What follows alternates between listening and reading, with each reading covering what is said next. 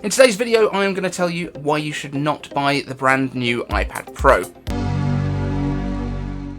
I'm Dave, and I simplify Apple so that everything just works for you. And if you want the latest Apple leaks, news and rumours every weekday at 12 UTC, like this video, subscribe to the channel, ring the bell so you can join the notification squad, and you can get a shout out in a following video. But before we get into all of that, thank you to our sponsor for this week's content, CleanMyMac X. Okay, spring-loaded coverage is brought to you by CleanMyMac X, the all-in-one cleaning and optimizing software for your Mac. No matter how flawless and perfect new Apple products may seem, they still need good care to keep the best performance, protect from vulnerabilities, and prevent possible issues. CleanMyMac X is an app that handles these issues and helps to top up your Mac's performance. CleanMyMac X is more than just a Mac cleaner. It doesn't show you the files you already know you have, it deep scans your Mac for temporary files and app leftovers that aren't so easy to find manually. A single smart scan examines your system for log files and user cache that's no longer needed, runs a quick malware check, and does some optimization to help speed up your Mac, all in just a few seconds. Gives you more control over apps and their files. Find out what apps and programs you have on your Mac and uninstall those that you don't need. Plus, CleanMyMac X recently rolled out native Apple Silicon support for Macs. If you're a lucky owner of the latest Mac model, be ready to enjoy a smooth ride at faster CleanMyMac X performance with your new Mac, as well as keeping track of permissions so you can see which apps are accessing your Mac's camera and microphone.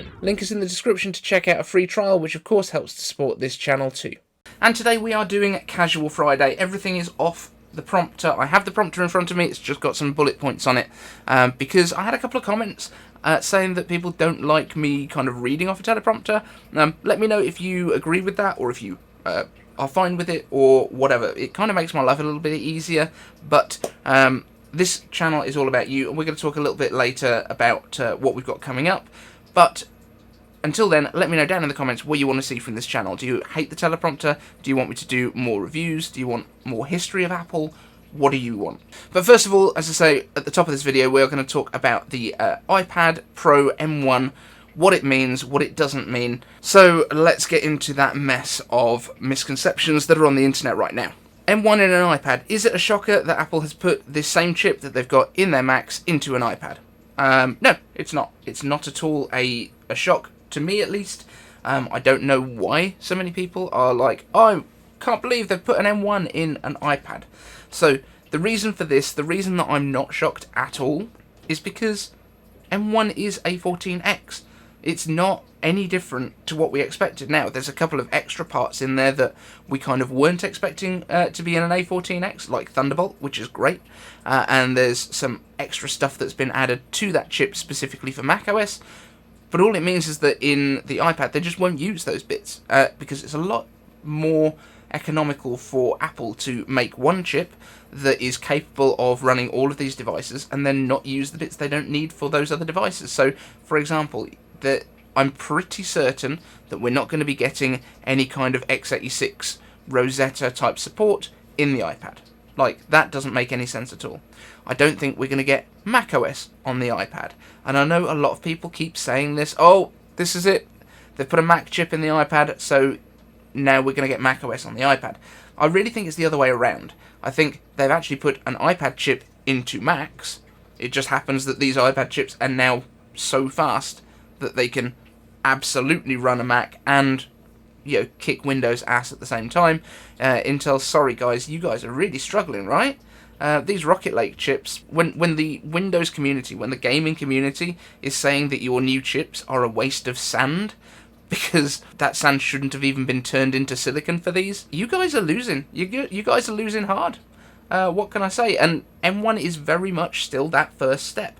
I was really hoping that at the event this week we would have seen M1X, which is going to be an absolute game changer when it does come. And whether that is at an event in May, as I really, really hope, or as it is more likely in June at WWDC, although they tend to focus a lot more on software at the event, so I don't know, there might be too much if they put all the hardware in there as well, but I don't know. But when they do finally bring M1X to us, like, Intel is really in trouble, and AMD is going to be, you know, starting to struggle as well a little bit. And don't get me wrong, I'm not saying that it's going to be faster than everything Intel puts out. I'm not saying that it's going to be faster than anything that AMD puts out. It's not going to be faster than Threadrippers, but these are very different applications. The M1X is going to be the sort of thing that goes into a powerful laptop, not into a desktop tower that's got 15 fans in it. Like, it's a very different thing. It's going to run at maybe 35 or 45 watts, which is absolutely fine for a laptop, and compete with stuff that runs at 180 to 200 watts.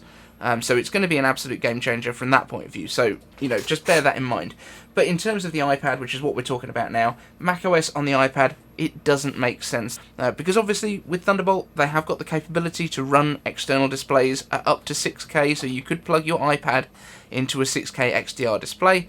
The difference is going to be how useful that is. In terms of software support, I do think we are going to get the Pro apps coming to iPadOS, so we are going to get a version of Final Cut, we are going to get a version of Logic that will run absolutely capably on the iPad. Now, the iPad Pro is now going to have support for up to 16 gigs of RAM, or unified memory, because obviously we're not calling it RAM, because just like everything else, Apple doesn't use the same names as everyone else for things.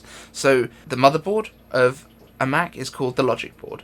The memory is called unified memory, not called RAM. It's the same thing, basically.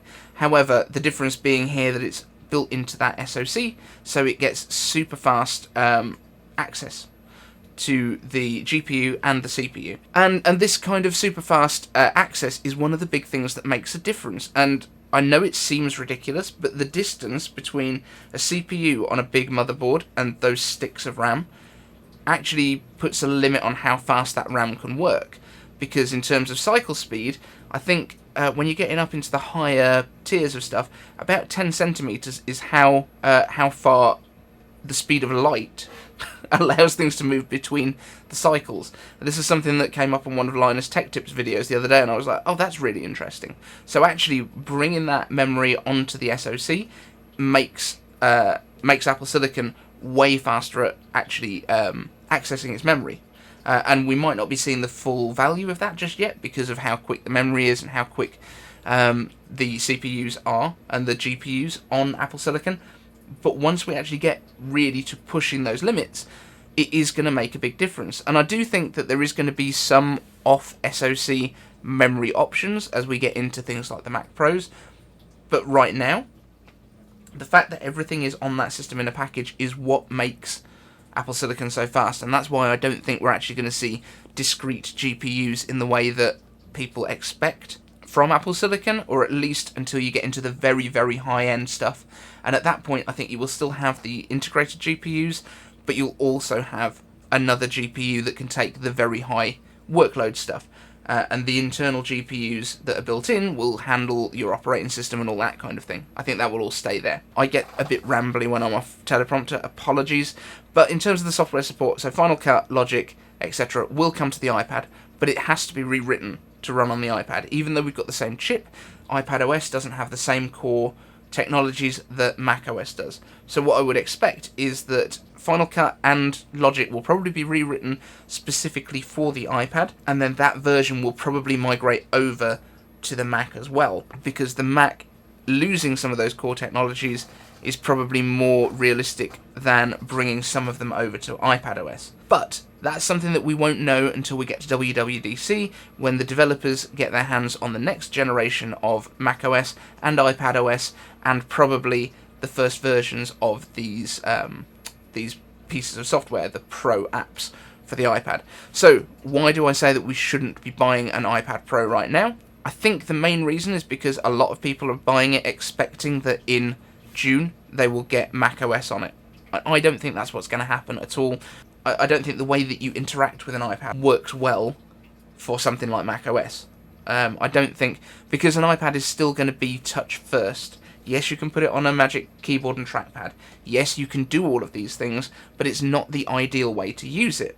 So I honestly do think that we're going to see some people that have bought it when it first comes out, when it arrives in kind of mid-May, second half of May, be a little bit disappointed that they're like, well, I've bought this and now I haven't got macOS, even though I've got an M1 chip inside. The way that you multitask is going to be different. The way that you use your iPad is going to be different. That's my honest thoughts, and I don't think we're going to see macOS come into the iPad. It just doesn't make sense to me. In terms of the iPad Pro as a desktop, there are limitations to this, okay? So if you want to use external monitors and external displays, I can see that it would work. I can see that it could work, unless Apple brings out an external display which is also touch capable.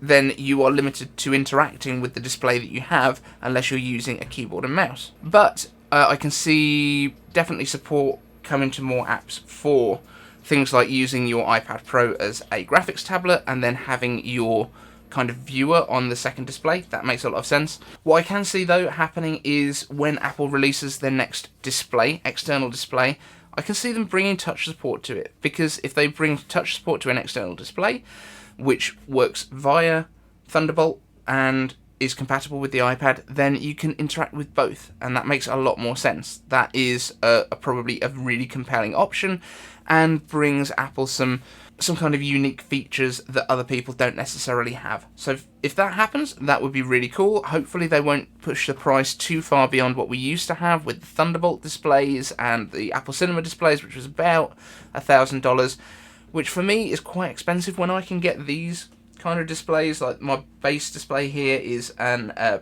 4K TV. I can get that for £250.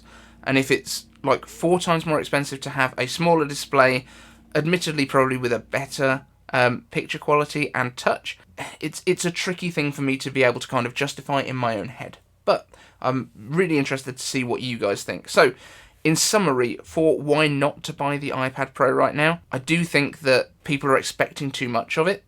They're expecting that they're going to get macOS coming very soon, and I don't think that's going to happen. Really good reasons, though, if you do want to buy it. If you buy that 12.9 inch when it first comes out, and supplies are as constrained as possible, I think that the prices in the kind of secondary market are going to be higher. Like, I'm not saying that it's a good idea to like scalp and buy a bunch and resell them, but I think that there will be a market for that. So I think if you do want it, be ready on the day that it comes out, because they are not going to be in heavy supply. There is not going to be a lot of them because those displays are really, really hard to make.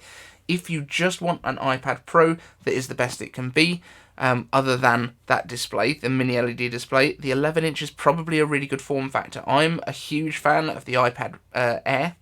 That's what I use right now, and I think it's fabulous. It's just such a great iPad for me, and I'm not doing heavy-duty workloads on it. So that's fine. I use it for some light video editing if I need to do something in LumaFusion or something like that. But in terms of software support, now that all of that power is available in the iPad Pro, I think that the amount of software you can get is just going to explode. So don't get me wrong, I'm not piling on the iPad. I think it's a really good product. So today has been the weirdest day of filming this video ever. Bear with me, it's not going to be super edited. It's just going to be kind of stream of consciousness stuff. Apologies. But you know, this is what you get. So why Apple TV 4K Generation 2 isn't exciting, but I'm probably going to get one anyway. One of the new products that was launched at Tuesday's event, again, is not coming until the middle of next month. Apple TV 4K, second generation with the A12 chip inside, and then brand new Siri remote, which looks pretty good, to be fair. So why am I buying this even though I'm not excited about it? Because at the start of the first lockdown, our old 1080p TV died, and we picked up a cheap-ish 4K one instead for the lounge, which I think was about £300 and something, like 50 inches. It's ridiculous how cheap these things are getting these days. However, we still have the HD version of the Apple TV box attached to it, so we're only watching stuff in 1080p in most of the time. And even though it's got 4K Netflix built into the TV itself, we never use it through the TV itself because Apple TV as an interface is just so much better. Like, I don't think we actually watch any live TV through the aerial that is attached to it, because it's just better to go to the streaming apps. Like over here we have BBC iPlayer, we have ITV Hub, all of the stuff that we would watch on live TV through an aerial, we basically watch through the app on Apple TV instead. So it makes sense for us to go and move up to that 4K version at this point. I wasn't interested because we knew that there would be a new Apple TV on the way sometime soon. I didn't want to buy the A10 version of it that existed already because we knew it wasn't going to be that long. So I am going to pick this up. The A12 processor in it, I mean, it's not exciting, but it's what's in the base iPad right now. It's absolutely adequate for what needs to be done with an Apple TV. You have to remember as well that these Apple TVs are never going to run more than one display. It's going to have support for high frame rates and HDR TV, which is great, because I think my TV might support HDR, but it just doesn't do anything with it at the moment. So I'm going to need a new cable, but other than that, I am going to pick it up. The most interesting thing, though, is that new remote. And I think this is something that also kind of ties in more broadly with Apple in general and the design direction that they're taking now. And I think, and I've mentioned this before, that it's because Johnny Ive has left Apple. He's not working there full time. I know he still works with their design teams, but it seems that Johnny Ive's design direction was all about minimalism. It was all about removing as much as possible, and that's why we saw so many of the ports taken away from the MacBook Pros, which we hear are likely to be coming back now. If you watch yesterday's video, you'll see that there have been some leaks about even the layout of what these ports are going to look like on the new models, so they cannot be far away. We know they're in production right now at Quanta Computers. All of that being said, I think part of the reason that Apple has now kind of taken a bit of a half step backwards towards the previous Apple TV remote, which is all aluminium, has clickety buttons, and they've also included that kind of jog wheel style movement from the old iPods, is because Johnny Ive's not there, and he's not limiting what people can do based on some kind of simplicity on a pedestal thing that they've had in the past, and minimalism on a pedestal. They're actually looking more at form following function rather than the other way around. I think it's a real indication of the design direction that Apple's taking now. I think the iMac design that's just come out, we did a poll on the channel, and there's like 20% of people that absolutely hate it. Those are the people that talk most in the comments as well, it must be said. And then there's like 55-ish percent, 50% of people that are just like, yeah, that's fine. And there's about 30% that love it. So I don't think it's a loss for Apple at all. I know a lot of the YouTubers are complaining about it because, again, just like with the SD card reader thing that all the YouTubers want, most people don't. Most people don't need it. Most people don't need an SD card reader. Most people don't care that it's got white bezels instead of black bezels because they're not doing high-end video work on it. Most people are using it to write an email, they're using it to browse the internet, they're using it to watch some movies or, watch YouTube. And that's okay. Like, it's got a ridiculous amount of power for the people that want to do that. It's also got plenty of power if you do want to edit 3 or 4 streams of 4K video or a stream of 8K video or whatever you want to do with that. It's all there, but it's not designed for people that are going to sit at it all day editing high-end video and photography and stuff. That's not what it's designed for. This is the entry-level iMac. We are going to have the more powerful iMacs coming. And I do think that those more powerful Macs, the ones with the kind of Pro moniker, are going to have the black bezels. I think that's going to come back. So very much like with the rest of these things, like the colours is fun. Creators use Apple stuff because they are creative and they like to express themselves. And also there is an element, I think this was mentioned by Sam Cole and John Prosser in their podcast in Genius Bar. If you look at the way that they marketed a lot of stuff at this event, it was quite female-focused in terms of the colours that they featured, in terms of the kind of more prominent stuff. And I think that Apple is trying to soften their image a little bit to be kind of the more open and welcoming kind of version of technology. And I'm not trying to say this in a way that kind of demeans anyone or reduces, but if you look at the stats for our channel, most of the people that watch are men. Most of the people that watch are men. It's like 95% male audience.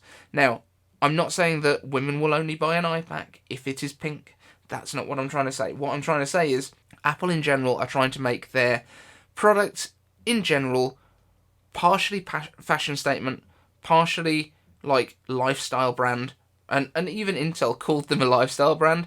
It's a shame that for Intel that this lifestyle brand is just kicking their ass completely in terms of performance as well. But all of this being said, I do think that Apple is trying to open up their products to appeal to a larger variety of people rather than going down the kind of RGB gamer kind of aesthetic which so many of the PC manufacturers want to do. Apple want to make things that are cool, they look stylish, they are more just for people to use who don't necessarily care about the technology that's behind it. They just want something that they can buy and it works and it looks nice. That's great. There's nothing wrong with that at all, and it will absolutely broaden Apple's appeal in terms of the kind of people that will start to buy them, and that's a good thing, because the more people that own them, the more developers will pay attention, the more games we will get coming to the iPad, and coming to the iMac, and coming to iPhone in general, because obviously the iPhone has got more games on it than I think even like Android and PC probably combined, because there's just such a great market. Apple's design direction with this Siri remote that's fixing all of the things that were wrong in the first place, with just trying to make everything as flat and unobtrusive and kind of plain as possible, have been kind of rolled back a little bit. Like, no, we actually want to have something that's durable and not going to break. Like, apparently loads of people have shattered their Apple TV remotes. I'm shocked by that, because we have 2 kids and it gets thrown about all the time and it's never had any kind of damage to it. So I don't know what people are doing, running it over with a truck or something. But the aluminium design is going to be more durable, and it's got chunkier buttons that you can find, and the Siri button's on the side like it is on your phone, and that makes sense. And all of these kind of design decisions actually are making a lot more sense. Is it as beautiful as the last Apple TV remote? No, it's not. Is it way more functional? Yes, it is. And yeah, I'm just kind of ready for an Apple TV upgrade. I do think they should bring out a cheaper one that just gives you an Apple TV interface that sits in the back of your TV, but they're not going to, so let's just get on with what Apple does. So next up, today I am going to be buying AirTags, or an AirTag, or I'm not sure yet if I'm going to get a 4-pack or just one, but they go on sale today. So does the purple iPhone. Ted, what are you doing? Oh, thank you. Okay. These are all for Mum. You take them up to Mum. So AirTags go on sale today. iPhone in purple goes on sale today. We're probably going to have a purple iPhone on the way, probably a mini. My wife needs a new phone. She's got an iPhone 8 right now. The battery on it is horrendous, so she might well be getting the mini, which would be quite cute. The difference in size between that and the Max that I've got is going to be just astonishing. But she kind of likes the cute little one. She doesn't tend to be out for very extended periods of time. She doesn't like work out of the house like full time. So do we actually need to have huge battery life? Probably not. She can charge it in the car, all that sort of stuff. So that I don't think is going to be a limitation for her. But fingers crossed we will have one of those to unbox. I think she'll let me. So that's fun. AirTags, I'm going to buy at least one. Not quite decided if we're going to go for a 4-pack or just for one at the moment, and then just test it and then decide if we're going to find uses for it. Because right now, I'm not sure what I would attach them to. So we'll probably just get one to begin with. But I also do want to have a look at some of the kind of accessories for them, but not Apple's ones, because they seem to be quite overpriced, and definitely not the Hermes ones, because they are insanely priced. I believe the luggage tag one for Hermes, $400? Why? It's a bit of leather. But yeah, even Apple's ones are like $40, which, let's be honest, we weren't expecting them to be much cheaper if they're going to be from the company that sells $50 silicone watch bands as well. So there we go. That's what we've got. There's also a couple of new bits of news coming out that we have got. iOS betas coming out. Version 14.6 beta has been released. Same for the iPad. The next version of watchOS, which I think is 7.5, and also Big Sur 11.4. First betas of all of these have been dropped, which are probably going to be getting the full release of 14.5 next week, in time for AirTags to arrive with people. That's all on the way. I don't think any of these new betas have any new features that we've found yet, but I'm sure people will be digging into the code to see if we can find any more about the current iMacs coming, or potentially even those MacBook Pros. If you enjoyed those renders that we had yesterday, there are some more on the screen right now. Love the work that Apple Tomorrow is doing, so enjoy those. I also just wanted to give back a little bit of thanks to you guys as the community. Obviously, we've had a sponsor on this week's show. We've had sponsors in the past, and you guys have always responded really well. Like, you kind of like the fact that we've got sponsors now. I mean, it's sort of seen as a weird badge of honour for a YouTuber to have sponsors, and I understand that it kind of gets put there before you get your content. But the fact that you guys are happy with that, and that you acknowledge that we do need to be able to make money to make these things a sustainable thing to make going forward is really, really encouraging. Now, I will be going back to a real job fairly soon, so the length of my videos might reduce a little bit. We might end up with some quicker videos.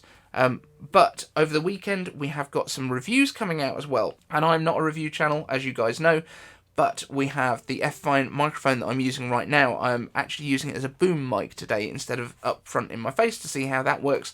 Fingers crossed it's not horrendous. So we've got the full review coming of that. I have had some little niggles with it, but I think we've probably got it set up pretty well now. Fingers crossed.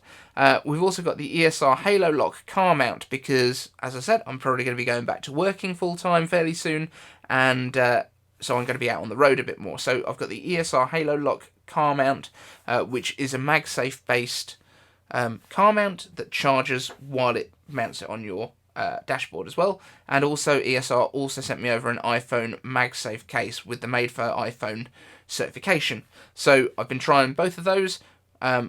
Pretty happy with them, I'll be honest, but the full reviews will be coming out this weekend. Then I have got a new member of the notification squad. RiggsSec is a new member for the notification squad. Thank you so much. And if you want to join the notification squad, like the video, subscribe to the channel, ring the bell, and let me know using hashtag notification squad in the comments. Edit time, iCave Dave here again. We are just going to chuck the iCave answers into their own video again today, purely because today's video is like super mega long. It's like 25 minutes at the point that I'm recording this, and there's still a little bit more to go, so it's probably going to be pushing nearly half an hour. So yeah, another video later. So guys, thank you so much for watching. As I said earlier in the show, please let me know if you've got any thoughts for what you want me to do with the channel going forward. If there's anything that I don't do that you would like to see, if you disagree with the stuff that I'm telling you, then by all means, let's argue in the comments. I love telling people why they're wrong about stuff. Thanks so much for watching, and I'll see you in the next one.